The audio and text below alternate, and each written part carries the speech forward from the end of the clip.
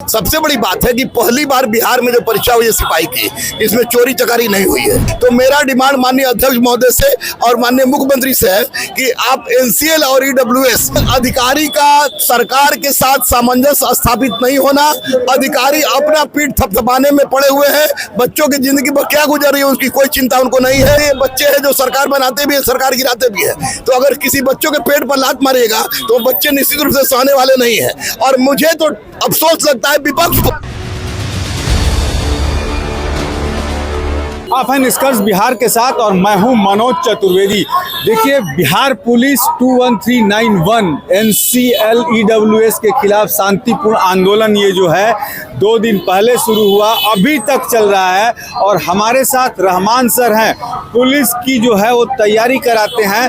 Rahman sir, आप आज आंदोलनकारी जो ये अभ्यर्थी हैं उनके साथ खड़े हैं, आखिर क्या बात है? नहीं, मैं 3 दिन से इन लोगों के साथ हूँ। सबसे बड़ी बात है कि पहली बार बिहार में जो परीक्षा हुई है सिपाही की, इसमें चोरी चकारी नहीं हुई है और बच्चे पढ़ के पास किए हैं और गरीब घर के बच्चे पास किए हैं। तो आप उसमें 1,07,079 बच्चे का रिजल्ट हुआ है।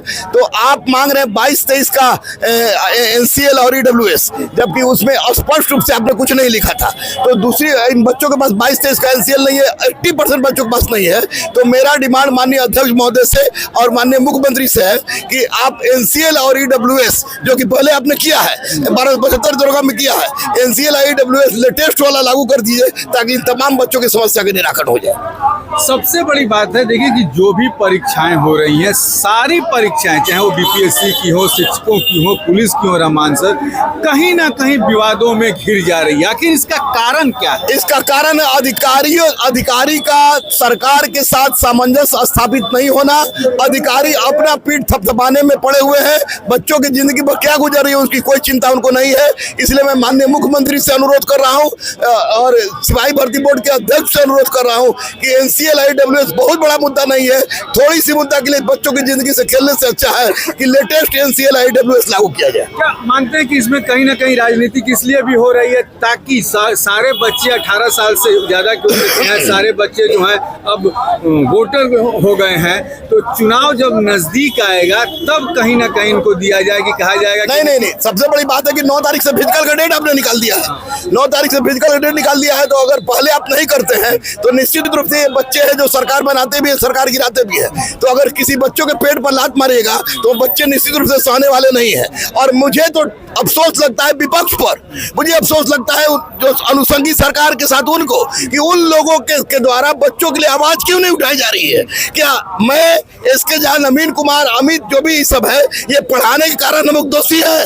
इन सारे बच्चों का कल्याण करना राज्य के मुखिया कर्तव्य बनता है। तो राज्य के मुखिया अपना कर्तव्य निभाए, विपक्ष भी आवाज उठाए। शीतकालीन सत्र चल रहा है, वैसे में विपक्ष को आवाज उठाना चाहिए। ये सारे मासूम बच्चे सुबह से भूखे हुए हैं, हम लोग भी कुछ नहीं खाए। तो अगर मार देना चाहते हैं, कहते हैं कि देयर इज नो वैकेंसी, तो हम लोग कोई बात नहीं, चले जाएंगे हम लोग कैलाश। रहमान सर, तेजस्वी यादव आरक्षण के मुद्दे पर सरकार को घेरते हैं, झगड़ा करते हैं, सदन नहीं चलने देते हैं, लेकिन उनको ये पता है कि ये अभ्यर्थी जो पुलिस अभ्यर्थी हैं वो गर्दनीबाग के धरना स्थल पर बैठे हैं, लेकिन इनके लिए एक आवाज तेजस्वी यादव नहीं उठाए। नहीं, माननीय तेजस्वी जी को आवाज उठाना चाहिए, निश्चित रूप से आवाज उठाना चाहिए। तेजस्वी जी को आवाज उठाना चाहिए, विपक्ष में जो उनको आवाज उठाना चाहिए, भाजपा के जो लोग हैं उनको आवाज उठाना चाहिए, क्योंकि ये 21,391 बच्चे नहीं, 21,391 परिवार का प्रश्न है।